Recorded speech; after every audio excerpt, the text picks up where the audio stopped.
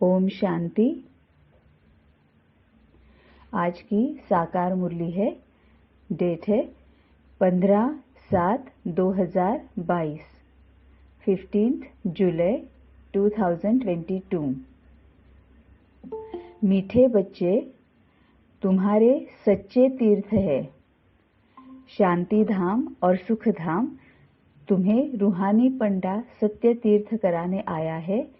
तुम राजाई और घर को याद करो। मीठे बच्चे, तुम्हारे सच्चे तीर्थ है शांति धाम और सुख धाम। तुम्हें रूहानी पंडा सत्य तीर्थ कराने आया है। तुम राजाई और घर को याद करो।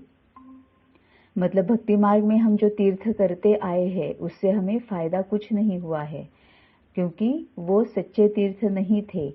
लेकिन अब रूहानी पंडा मतलब बाबा जो सच्चा ज्ञान देता है, सच्चे राह दिखाता है, जिसकी वजह से हमारी सद्गति हो जाए, हमें सुख शांति का वर्षा मिले, हमें सुख और शांति मिले।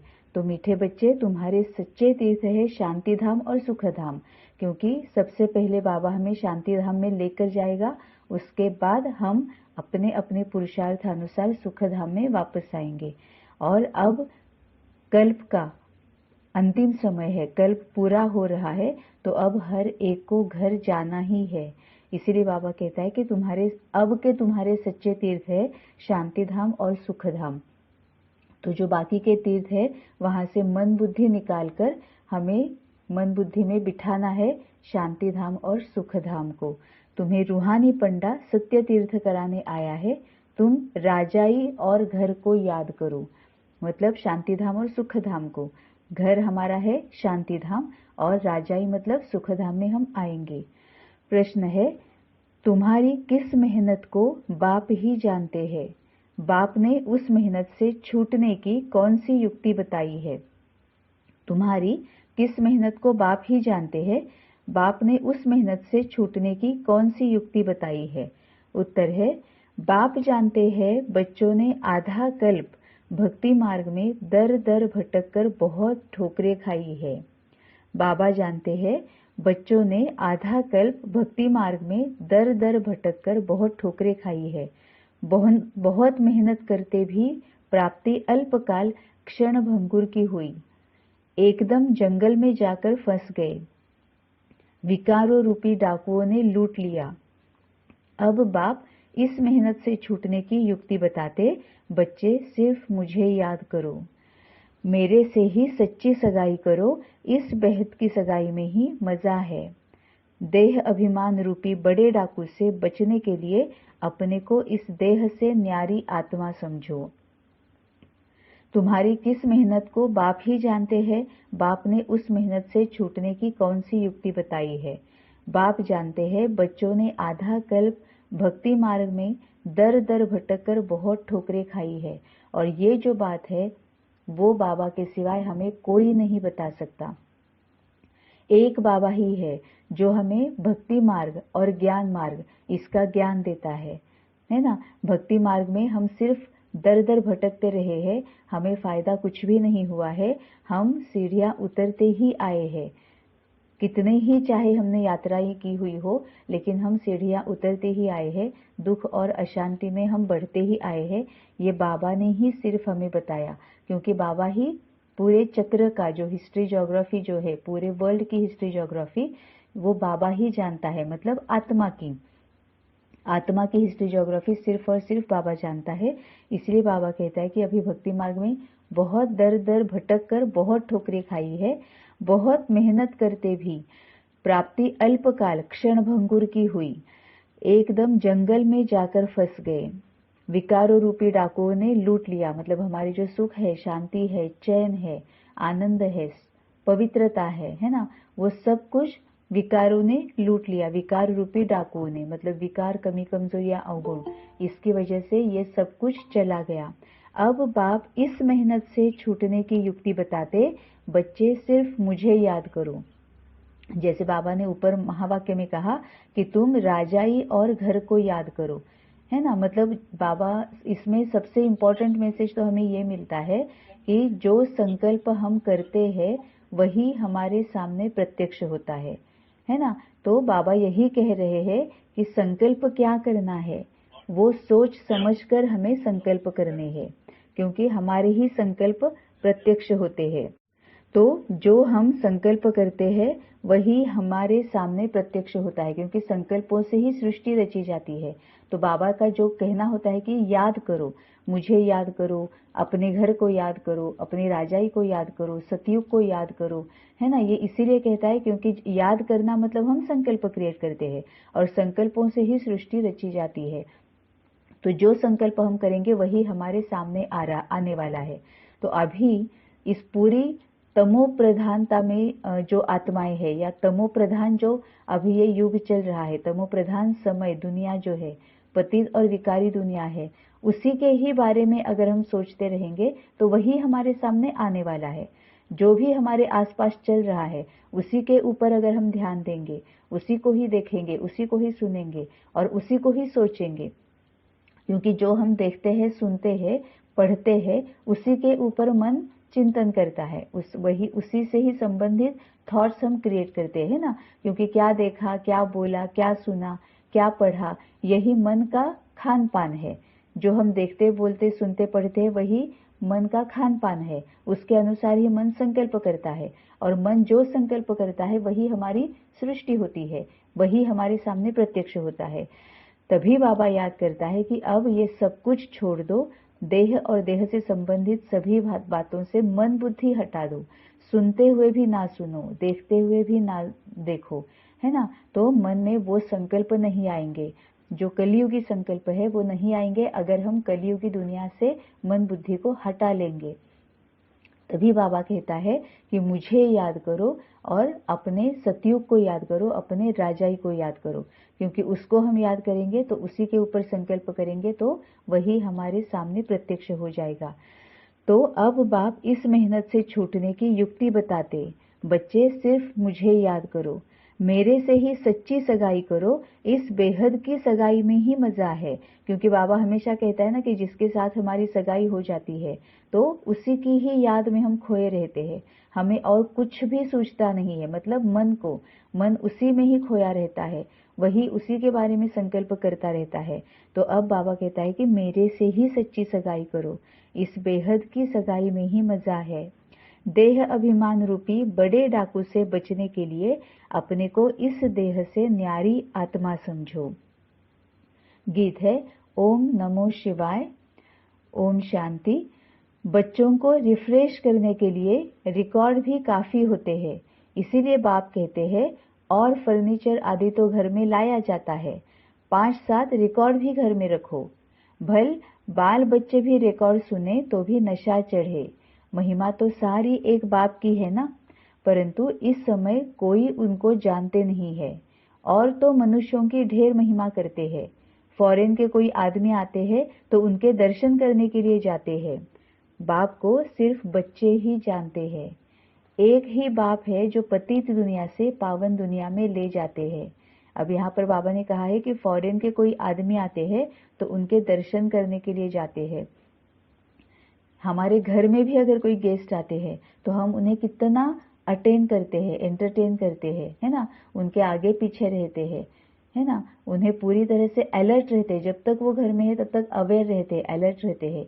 लेकिन ये तो खुद भगवान हमारे पास आया है, ईश्वरों का ईश्वर, जो दर दर हम भटक कर जिसको ढूंढ रहे थे वो भी हम अभी हमारे साथ है, हमारे सामने है।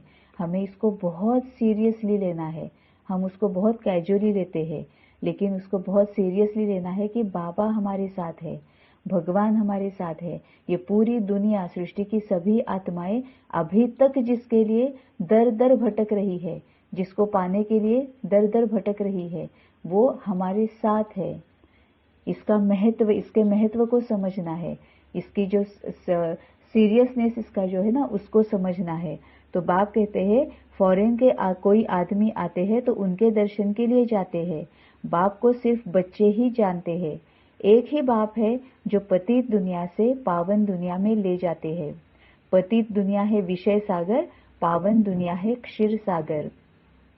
तो मीठे मीठे बच्चे, तुम यह भी निश्चय करते हो कि हमको अब श्रीमत मिली है। रूहानी पंडा मिला है, जिस्मानी पंडे हैं जिस्मानी यात्रा कराने के लिए। मनुष्य कितने यज्ञ तीर्थ आदि करते आए हैं, परंतु फायदा तो कुछ नहीं। तुम बच्चों की बुद्धि में यह ज्ञान रहना चाहिए जिससे खुशी रहे। जन्म जन्मांतर कितने तीर्थ किए हैं, परंतु सच्चा तीर्थ एक ही है अथवा दो कहो, और कराने वाला है बाप। वह समझते हैं यज्ञ तप तीर्थ करने से भगवान मिलेगा। अच्छा, वह कहाँ ले जाएंगे? जरूर अपने घर ही ले जाएंगे। मतलब बाबा हमारी खुशी बढ़ाने के लिए ये पूरा एक्सप्लेन कर रहा है, क्लैरिटी दे रहा है कि इस खुशी में रहो।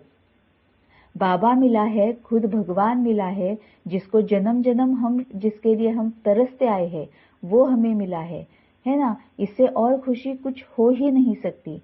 इसलिए बाबा बोलता है कि इस खुशी में हमेशा रहो। वास्तव में सच्चा सच्चा तीर्थ है सुख धाम और शांति धाम। तुम बच्चों की बुद्धि में है कि हमें सच्चे सच्चे तीर्थों को ही याद करना है। यही मन मना भव है। जहाँ पर हमारा मन रहेगा वही हमारे लिए प्रत्यक्ष होने वाला है। तो यही है मन मना भव। बच्चे जानते हैं हम अभी तीर्थों पर जा रहे हैं। बाप कहते हैं अपने घर को और राजाई को याद करो। स्वर्ग का रचयिता एक बाप ही है। अब राजाई को याद करना है मतलब क्या करना है? हमारे जो 16 कलाएं हैं, हम वहां कैसे होंगे? हम पूरे सभी वैल्यूज और वर्चूज उससे हम संपन्न होंगे। सभी शक्तियों से हम संपन्न होंगे, है ना।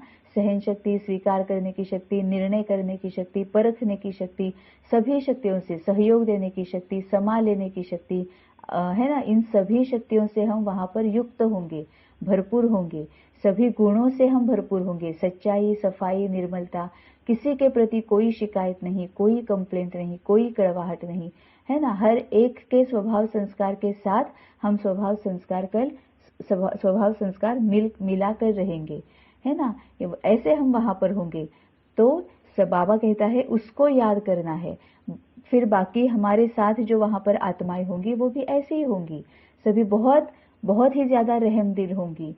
सभी शक्तियों से, दैवी गुणों से, दैवी संस्कारों से भरपूर होंगी, है ना। वहां झूठ कुछ नहीं होगा, ठगी कुछ नहीं होगी, है ना। पूरी जो सृष्टि है वो भी पावन होगी। पावन मतलब जो एक अपने पूरी तरह से ये होती है ना हरी भरी, जो बाबा बोलता है कि सृष्टि भी हरी भरी होगी, पानी भी जो भी होंगे, नदियां होंगी, वो सब पूरी तरह से साफ होंगी, है ना। और फिर बाबा ये भी कहता है कि टेम्परेचर जो है वो भी कितना रहेगा, जो हमारे लिए बहुत सुटेबल हो, जो प्लेजेंट एटमॉस्फेयर है वही वहां पर रहेगा। इसको अगर हम याद करते रहेंगे ना, इस तरह से अगर हम याद करते रहेंगे तो वही हमारे लिए प्रत्यक्ष होने वाला है। तभी बोलता है कि बाबा बोलता है कि उसको याद करना है, कि बाप कहते हैं अपने घर को और राजाई को याद करो। स्वर्ग का रचयिता एक बाप ही है, उसको हेवेनली गॉड फादर कहा जाता है। इसीलिए पूछा जाता है हेवेनली गॉड फादर से आपका क्या संबंध है। अगर सिर्फ तुम पूछेंगे कि गॉड फादर को तुम पहचानते हो तो झट कह देंगे हाँ, वह सर्वव्यापी है। तो यह समझाने की युक्ति रची जाती है कि बच्चों को सहज हो। मतलब सिर्फ हम पूछेंगे कि तुम जानते हो तो वो हाँ कहेंगे, बाद में कहेंगे कि वो सर्वव्यापी है, हर हर कण कण में बसा हुआ है ना। इसीलिए बाबा कहता है कि उनको ये पूछना है कि तुम्हारा उस परमात्मा के साथ संबंध क्या है। तो वो क्या बताएंगे? वो तो हमारा माता पिता है ना। तुम माता पिता, हम बालक तेरे। ये तो देवी देवताओं के लिए भी सभी कहते हैं ना कि देवी हो चाहे देवताएं हो, और ये परम आत्मा, परम पिता, ये हमारा माता पिता है, ये सभी कहते हैं। तो उस पर से हम उन्हें बता सकते हैं कि फिर वो सर्वव्यापी कैसे हो सकता है, कि वो, क्योंकि वो माता पिता है ना। लौकिक में भी हमारे माता पिता सर्वव्यापी है क्या? नहीं है ना। तो बाप के जैसे हमारे गुण हो सकते हैं, लेकिन हम बाप नहीं हो सकते। कण कण में बाप नहीं हो सकता, है ना। इस पर से हम उन्हें समझा सकते हैं। तो यह समझाने की युक्ति रची जाती है कि बच्चों को सहज हो। तकलीफ तो बहुत देखी है ना। आधा कल्प 63 जन्म तुम आसुरी मत पर चले हो। पुरुषार्थ तो किया जाता है अच्छी प्रारब्ध पाने के लिए, परंतु तुम जानते हो अभी हमारी चढ़ती कला हुई नहीं है और ही गिरते आए हैं। कितना माथा मारते रहते हैं। भक्ति मार्ग में कितनी मेहनत की, दर दर भटकते हो। बाप जानते हैं बच्चों ने बहुत मेहनत की है, बहुत तकलीफ उठाई है, 63 जन्म बहुत धक्के खाए हैं। जैसे सन्यासी लोग कहते हैं इस दुनिया में काग विष्ठा समान सुख है, वैसे तुमने जो इतनी मेहनत की, थोड़ा सा अल्पकाल का सुख मिला क्योंकि साक्षात्कार हुआ, थोड़ा सा सुख हुआ। अब तो बाप कहते हैं बच्चे तुमने बहुत ठोकरें खाई है, क्योंकि जो हम भक्ति मार्ग में करते आए हैं उसकी वजह से हमें साक्षात्कार होता है ना।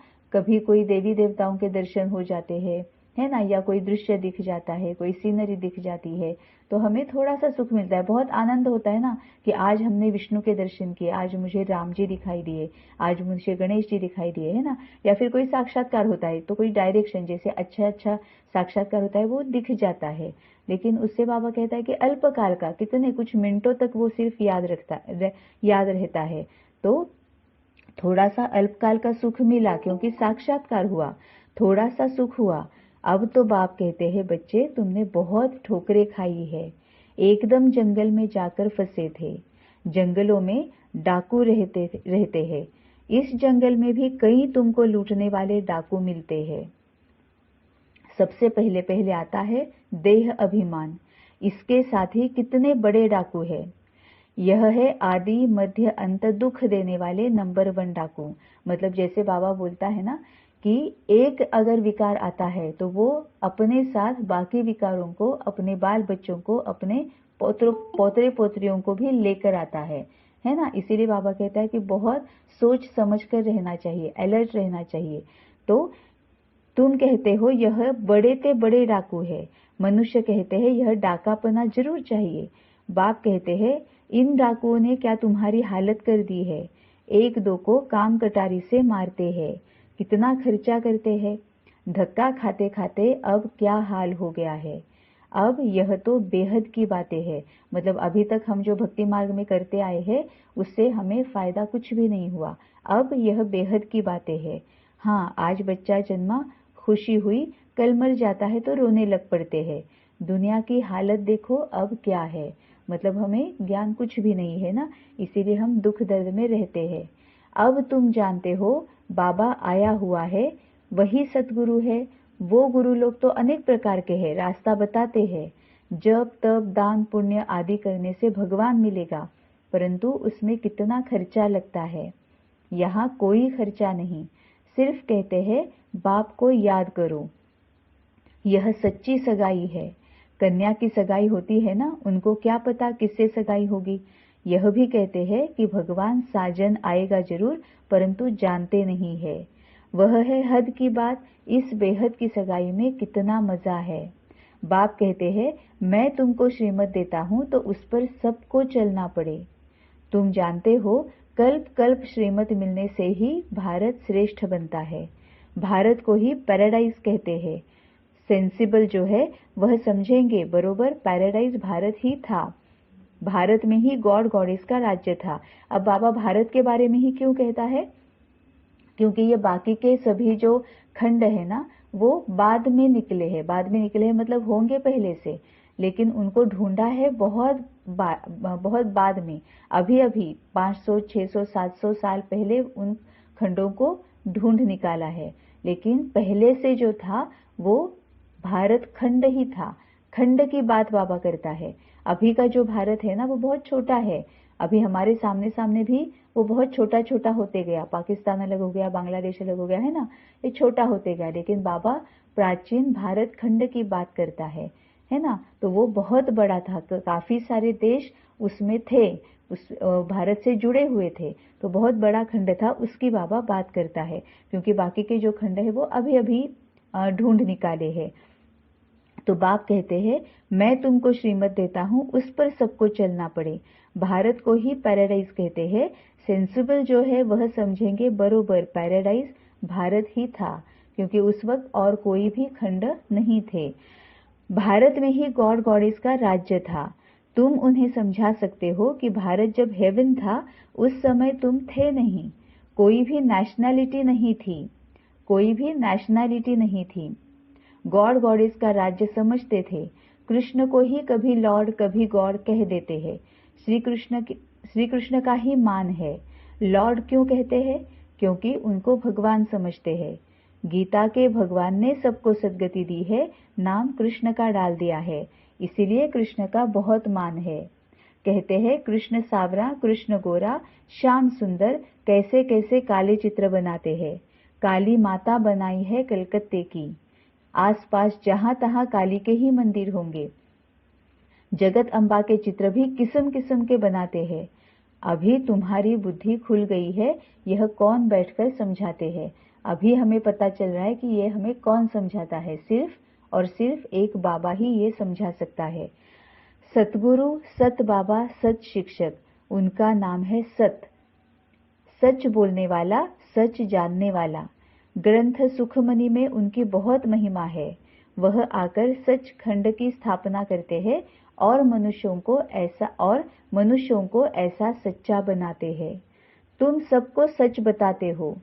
सिख लोगों को भी समझाना तो बहुत सहज है। वह अकाल तख्त को भी मानते हैं। सच श्री अकाल का तख्त है यह। बिचारों को कुछ भी पता नहीं है कि सच श्री अकाल किस तख्त पर बैठते हैं। आत्मा शरीर रूपी तख्त पर बैठती है। कितना बड़ा तख्त है। बाप आकर इस तख्त पर बैठते हैं। यह है अकाल तख्त। ज्ञान सागर बाप इसमें बैठ हमको मुक्ति जीवन मुक्ति की राह दिखा रहे हैं, है ना। मतलब बाबा कहता है कि ये अकाल तख्त जो है, तो बाबा भी ब्रह्मा के तन में आकर बैठता है। तो आत्मा शरीर रूपी तख्त पर बैठती है। कितना बड़ा तख्त है, मतलब इतनी सी आत्मा है ना, स्टार मिसल, पॉइंट ऑफ लाइट, छोटी सी बिंदी, और इतना बड़ा तख्त है। शरीर उसके सामने बहुत बड़ा है, तो आत्मा शरीर रूपी तख्त पर बैठती है। कितना बड़ा तख्त है। बाप आकर इस तख्त पर बैठते हैं, मतलब ब्रह्मा बाबा के शरीर में। यह है अकाल तख्त। ज्ञान सागर बाप इसमें बैठ हमको मुक्ति जीवन मुक्ति की राह दिखा रहे हैं। ब्रह्मांड सृष्टि के आदि मध्य अंत की सब बातें समझाते हैं, जिस बात को कोई नहीं जानते हैं। सब अपनी अपनी बड़ाई में मस्त है। तुम्हारी मस्ती देखो कैसी है। तुम जैसे मास्टर नॉलेजफुल बन गए हो। अब तुमको सारी नॉलेज मिली है। जानते हो, टीचर पढ़ाते हैं तो साथ में आशीर्वाद भी होती है। मांगने की दरकार नहीं रहती। टीचर का काम है पढ़ाना, पढ़ना तुम्हारा काम है। पढ़ना तुम्हारा काम है। अब पढ़ाई करनी है। बाबा बोलता है बस जाते जाते ऐसे ही उठते बैठते खाते पीते यहाँ वहां जाते मुरली नहीं सुननी है, क्योंकि मुरली से ही बाबा पढ़ाता है ना। तो मुरली को पूरा समय देकर बहुत अच्छी रीति से मुरली की एक एक पॉइंट को समझ लेना है। तो टीचर का काम है पढ़ाना, पढ़ना तुम्हारा काम है। तुम्हारी बुद्धि में यह नॉलेज ही फुल होनी चाहिए। नाटक में सभी एक्टर्स बुद्धि में रहते हैं ना।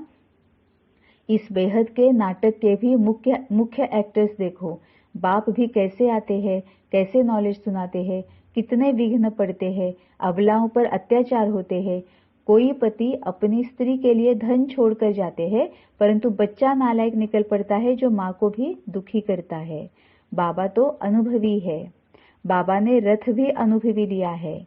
गावड़े का छोरा कहते हैं, कृष्ण तो विश्व का मालिक था। अभी जो बाबा है ब्रह्मा बाबा, वो पहले गावड़े का छोरा थे ना, और बनते क्या है, कृष्ण बनते हैं, है ना, वैकुंठ के मालिक बनते हैं। तो ये शिव बाबा का कमाल है। गावड़े का छोरा कहते हैं, कृष्ण तो विश्व का मालिक था, क्योंकि वही अगले कल्प में जाकर कृष्ण बनने हैं। कृष्ण तो विश्व का मालिक था, उनको थोड़े ही गावड़े का छोरा कहेंगे। वह तो गोरा था, वैकुंठ का मालिक था। अब गोरा सावरा ये बाबा आत्मा के लिए कहता है, क्योंकि जब हम सभी शक्तियों से गुणों से भरपूर होते हैं तो हम चमकते हुए होते हैं ना, क्योंकि शक्तियों के गुणों के सभी रंग है। ज्ञान का है, स्नेह का है ना, हरा नीला पीला ये केसरी, ये सब रंग है। तो जब हम सभी शक्तियों से भरपूर होते हैं तो हम चमकने लगते हैं। सभी शक्तियां, 7 जो रंग है वो सभी अच्छे से भरपूर हो जाते हैं, एक के साथ मिल जाते हैं तो वो सफेद बन जाता है, हीरे जैसा बन जाता है। तभी बाबा हमें हीरा बोलता है, डायमंड बोलता है, गोरा बोलता है ना।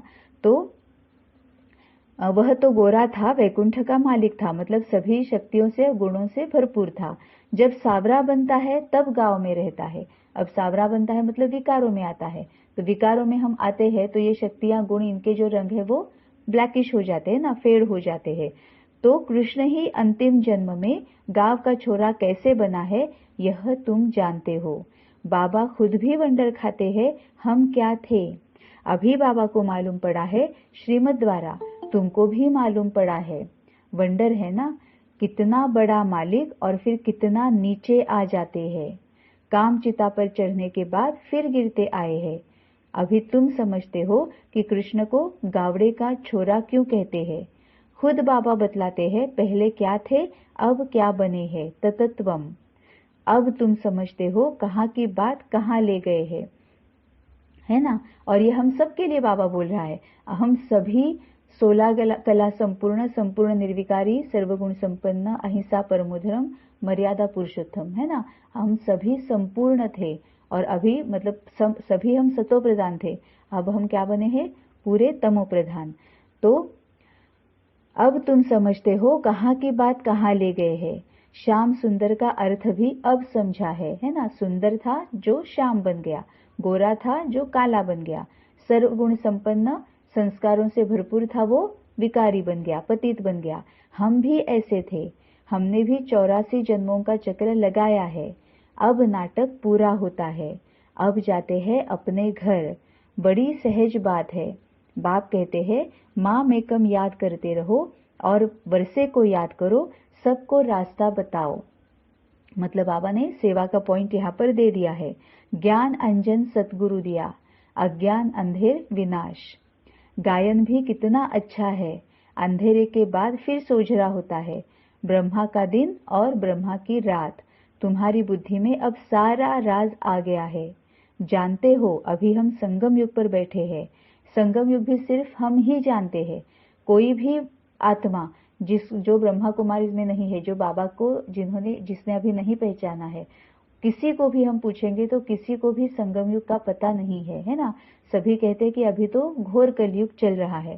सिर्फ हम बच्चे ही है बाबा के जिनको बाबा ने बताया है संगम युग के बारे में, तो हम ही सिर्फ जानते हैं ना। तो जानते हो अभी हम संगम युग पर बैठे हैं। सब अभी गए कि गए अपने घर।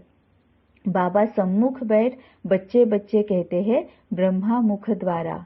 इस रथ में बैठे हैं, वही ज्ञान का सागर है। यह ब्रह्मा फिर हो जाता है मास्टर ज्ञान का सागर।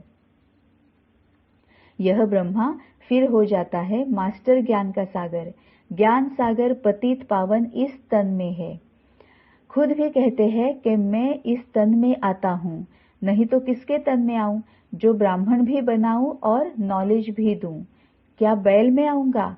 आजकल बैल के मस्तक पर भी शिवलिंग बनाते हैं, तो ब्राह्मण भी जरूर चाहिए। तो ब्राह्मण कहाँ से आए? जरूर एडॉप्ट करना पड़े ब्राह्मणों को। अभी तुम ब्राह्मण बने हो, फिर देवता क्षत्रिय बनेंगे, है ना। ये आत्मा के लिए बाबा बोल रहा है ना। अभी हम ब्राह्मण है, मतलब आत्मा जो है वो ब्राह्मण है। ब्राह्मण आत्मा मतलब क्या है कि जो बाबा के ज्ञान को अर्चन कर रही है, धारण कर रही है, वो हर एक आत्मा ब्राह्मण है ना। अब हम ही फिर देवता बनेंगे, मतलब आत्मा सभी संस्कारों से गुणों से भरपूर होंगे, तो वो देवताई आत्मा है ना। शरीर का कोई लेना देना नहीं है, क्योंकि पापी भी आत्मा ही होती है, पुण्यवान भी आत्मा ही होती है ना। तो ब्राह्मण, देवता, क्षत्रिय, वैश्य, शूद्र, ये सब आत्मा बनती है। तो अभी तुम ब्राह्मण बने हो, फिर देवता क्षत्रिय बनेंगे। जिस्मानी ब्राह्मणों की बात नहीं है, वह है कुख वंशावली। तुम ब्राह्मण हो मुख वंशावली। तुम अच्छी रीति समझा सकते हो ब्रह्मा द्वारा स्वर्ग की स्थापना। मतलब जो मनुष्य जिन्होंने अभी तक बाबा को नहीं पहचाना है, उन्हें किस तरह से क्या समझाना है, यही अभी सब कुछ बाबा हमें बता रहा था, है ना। क्योंकि बाबा हमें जो समझाता है वो अच्छी तरह से समझकर फिर हमें औरों को समझाना है। तो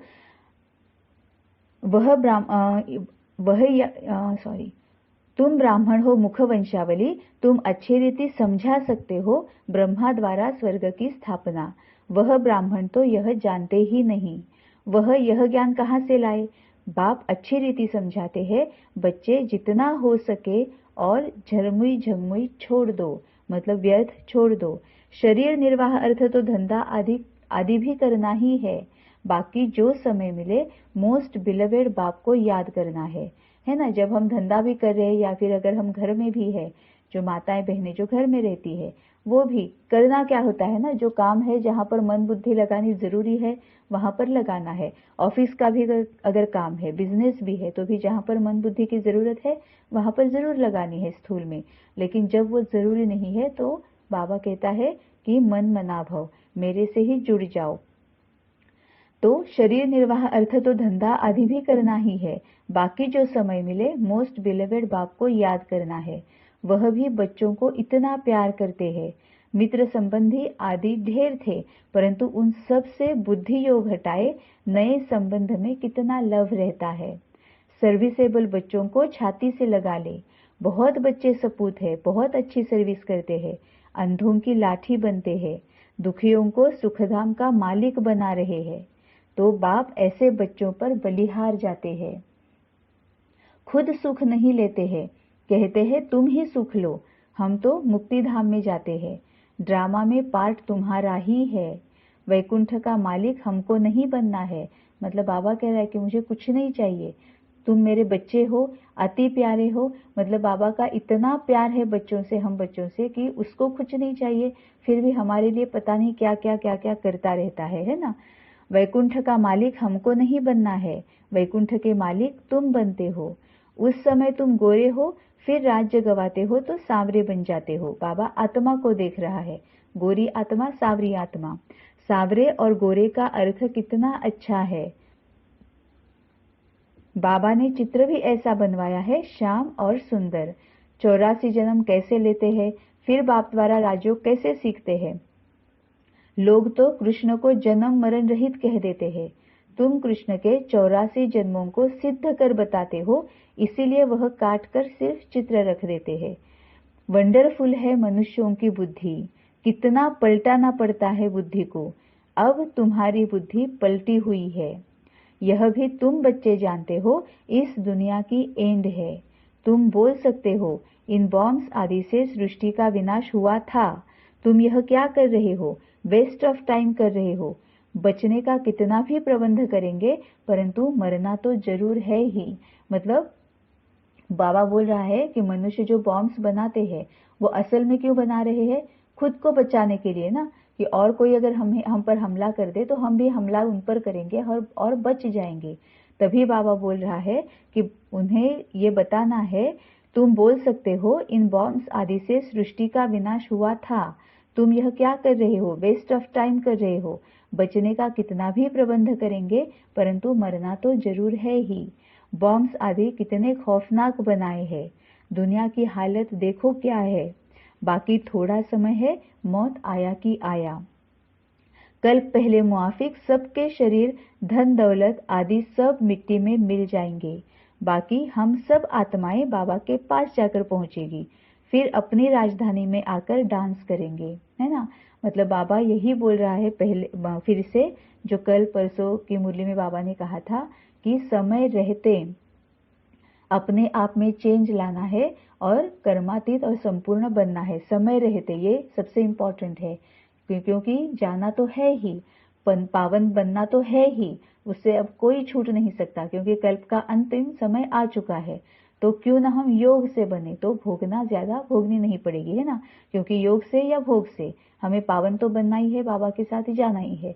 अगर योग से नहीं बनेंगे तो अंतिम समय में, जैसे 8-10 दिन पहले की मुरली में बाबा ने कहा था ना, कि जो योग से बनेंगे उन्हें भोगना बहुत कम होगी, है ना, क्योंकि वो बाबा से शक्तियां ले रहे हैं और अपनी भोगनाएं जो है वो शक्ति बहुत ज्यादा होने की वजह से भोगनाओं को कम कर रहे हैं।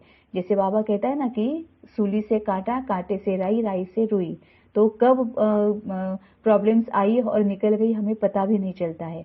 लेकिन जो इस तरह से नहीं करेंगे, उन्हें भोग से, भोगनाओं से उन्हें पावन बनना ही है, घर जाना ही है, तो वो अंतिम समय होगा।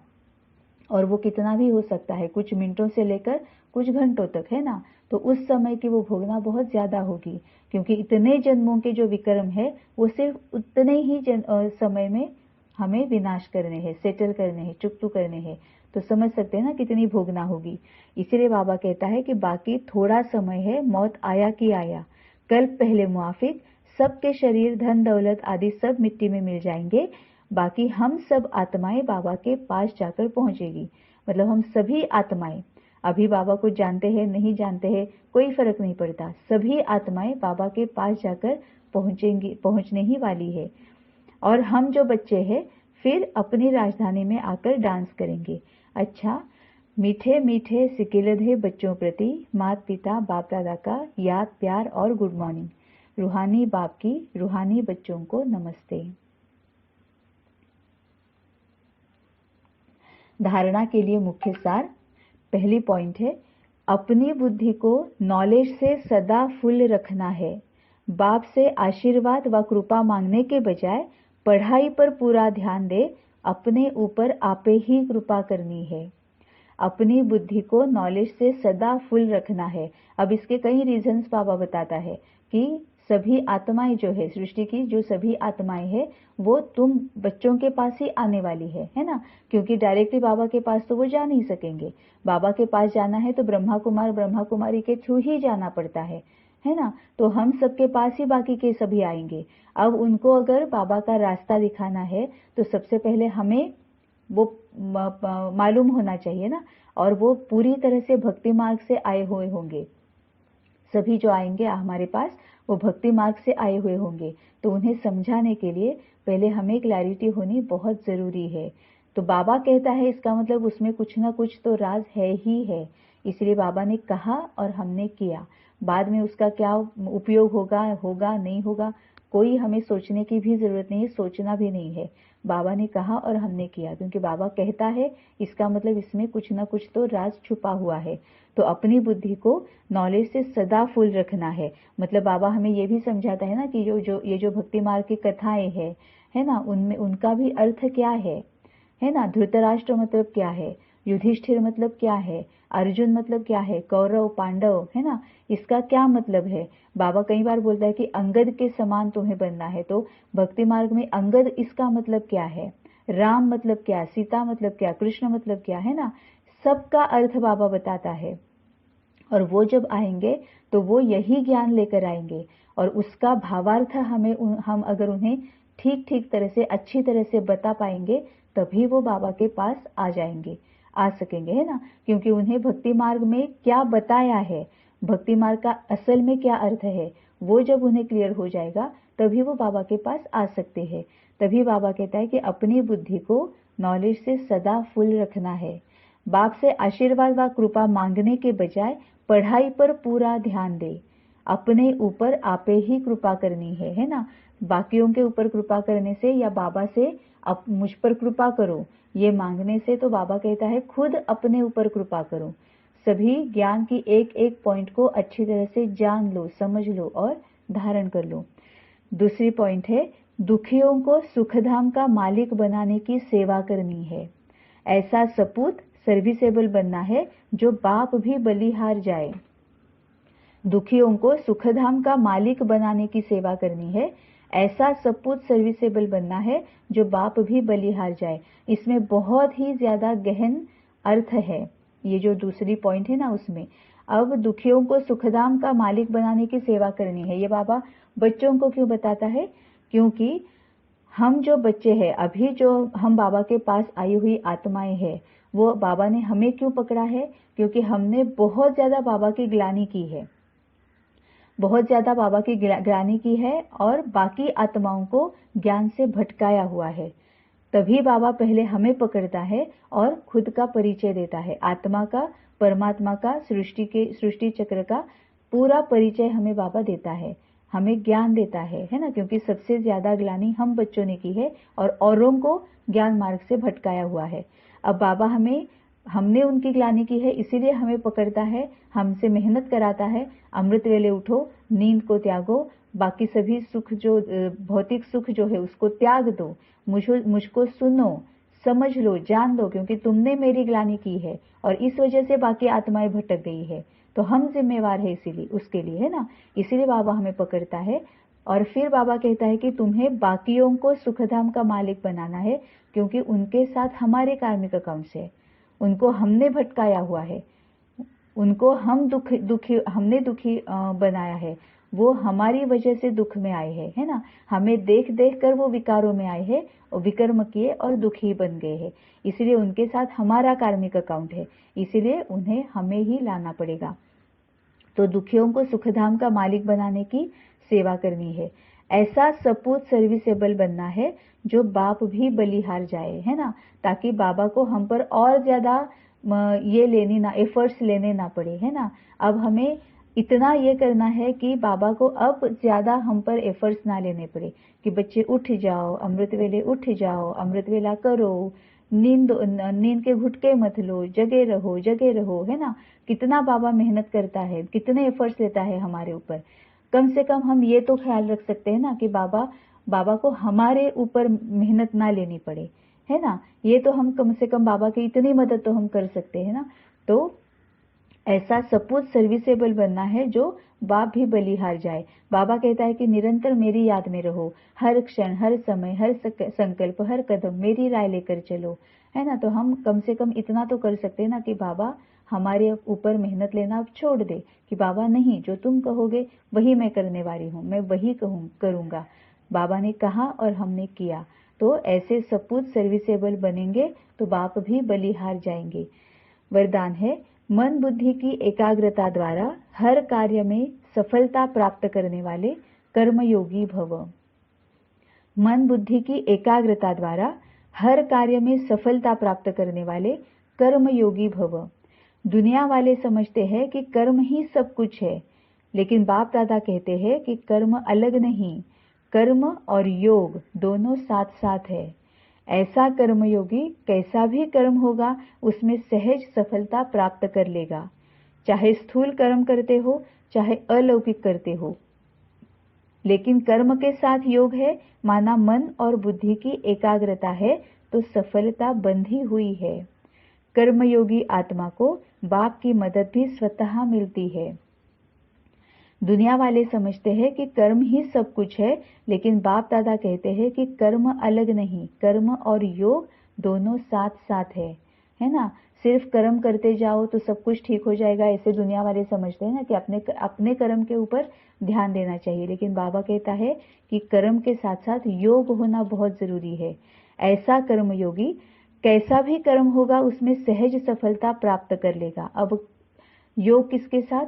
सिर्फ एक परमपिता परमात्मा हमारा बाबा, है ना, उसके साथ मन बुद्धि जुड़ी हुई और कर्म कर रहे हैं। मतलब जो भी कर्म कर रहे हैं वो बाबा से राय लेकर ही कर रहे हैं। हर कदम बाबा से राय लेकर ही उठा रहे हैं। अब कदम मतलब आत्मा का कदम, मतलब संकल्प।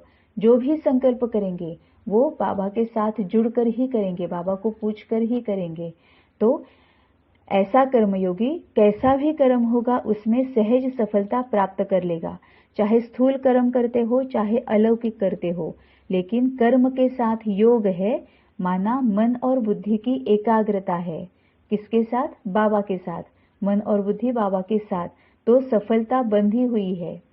कर्मयोगी आत्मा को बाप की मदद भी स्वतः मिलती है, लेनी नहीं पड़ती है ना। हम बाबा के साथ ही जुड़े हुए हैं, तो जो बाबा कह रहा है वही हम कर रहे हैं, है ना। तो मदद तो अपने आप ही मिल रही है ना, बाबा की हेल्प तो अपने आप मिल ही रही है।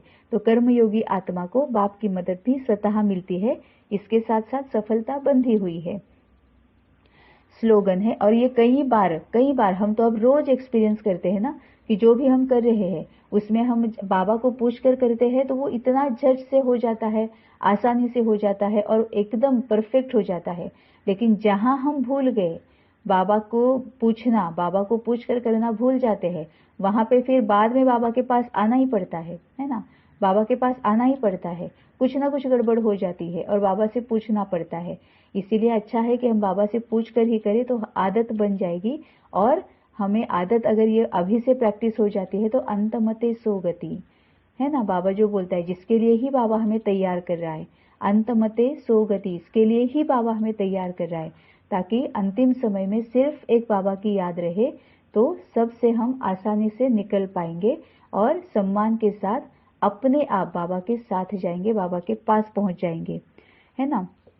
जबरदस्ती भोगना भोग कर जाना नहीं पड़ेगा, फोर्सफुली नहीं जाएंगे, अपने आप सहजता से जाएंगे। स्लोगन है, बाप के स्नेह का रिटर्न देने के लिए अंदर से अनासक्त व मन मना भव रहो। बाप के स्नेह का रिटर्न देने के लिए अंदर से अनासक्त व मन मना भव रहो। आज बाबा ने उनको क्या रिटर्न में चाहिए वो बाबा ने बताया है कि अंदर से अनासक्त। अब अंदर से मतलब मन बुद्धि से, आत्मा से अनासक्त। स्थूल में जो कुछ भी जरूरी है वो करना ही है। शादी ब्याह में जाना है, बाबा कई मूल्यों में कहता है कि शादी ब्याह में जाना है, किसी के पास जाना है, सगे संबंधियों से मिलना है, खुशी मनानी है, सब कुछ करना है, लेकिन अंदर से अनासक्त व मन मनाभव, मतलब आसक्ति नहीं होनी चाहिए किसी भी चीज पर, किसी भी बात पर, किसी भी देहधारी पर डिपेंडेंसी नहीं होनी चाहिए कि अगर ये नहीं मिला तो फिर हम हलचल में आ गए, मुझे खाने में यही चाहिए, ये तो मैं खा ही नहीं सकती, है ना। या फिर किसी देहधारी के ऊपर हम अगर डिपेंडेंट रहते हैं कि उन्होंने अगर नहीं बताया तो मेरी समझ में नहीं आता है, या फिर उनके साथ ही रहते हैं तो फिर हम निश्चिंत रहते हैं, है ना। कई बार ऐसे होता है कि हमारे साथ अगर घर में हम अकेले होते हैं तो फिर हमें डर लगने लगता है ना। कई बार हम एक्सपीरियंस करते हैं, तो हमारी वो डिपेंडेंसी है देहधारियों के ऊपर कि घर में कोई ना कोई होना चाहिए, हम अकेले अकेले रह नहीं सकते हैं, या फिर कहीं बाहर जाना है तो किसी के साथ ही बाहर जाना है ना। ये डिपेंडेंसी है। तो ये अंदर से जो डिपेंडेंसी किसी के ऊपर होती है उसको बाबा बोलता है कि वो अगर होती है तो हम बाबा के साथ जुड़े हुए नहीं है, पूरी तरह से बाबा के साथ है, मन मना भव, पूरी तरह से बाबा पर डिपेंडेंट रहते हैं ना, तो फिर सुख और शांति, है ना। कोई भी किसी से अपेक्षा नहीं, कोई भी किसी पर फिर बाद के जो होता है ना, बाबा ने ऊपर जैसे कहा कि एक विकार आता है तो उसके साथ बाकी के भी विकार आते हैं, तो अपेक्षा ही नहीं है, तो क्रोध भी नहीं है, गुस्सा नहीं है, स्वार्थ नहीं है, ईर्ष्या मत्सर कुछ भी नहीं है, तो सबसे छूट जाते हैं। सिर्फ हमें करना क्या है, बाबा के साथ मन मनाभव स्थिति में रहना है। तो बाप के स्नेह का रिटर्न देने के लिए अंदर से अनासक्त व मन मनाभव रहो। अब इसमें भी बाप का ऊपर जो बाबा ने बताया हुआ है ना, तो अपने आप ही हम बाबा से जुड़े हुए हैं, शक्तियां ले रहे हैं, अपने आप को चेंज कर रहे हैं, तो बाबा को हमारे ऊपर एफर्ट्स नहीं लेने पड़ेंगे, है ना। तो ये भी बाबा की हम हेल्प ही कर रहे हैं ना, पहले अपने आप की और फिर बाबा की। ओम शांति।